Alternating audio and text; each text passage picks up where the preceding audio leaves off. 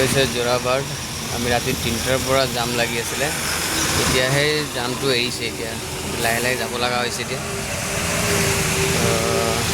নাজানো আগত কি হৈছে, পানীৰ কাৰণে ৰখিছে নেকি নে কিহৰ কাৰণে চাব লাগিব এতিয়া। তলত বহুত পানী হৈছে, এইটো কাৰণে গাড়ী ওপৰ দি আহি আছে। আমি নগাঁও ছাইডৰ পৰা আহি আছিলোঁ আৰু কি পানী হৈছে।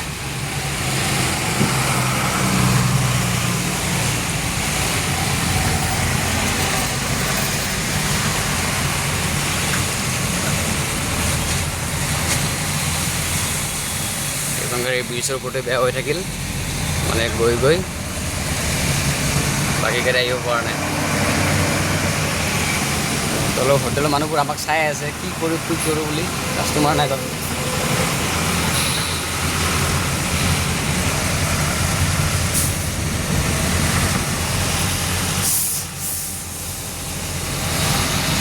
ফাইনেলি আমি জামৰ পৰা অকণমান ওলাই আহিছোঁ। এতিয়া আগত বা কি হয় ক'বতো নোৱাৰোঁ, কিন্তু তল চাইডে গাড়ী যাব পৰা নাই। ওপৰেদি এটা গাড়ী আছে ওপৰৰ পৰা।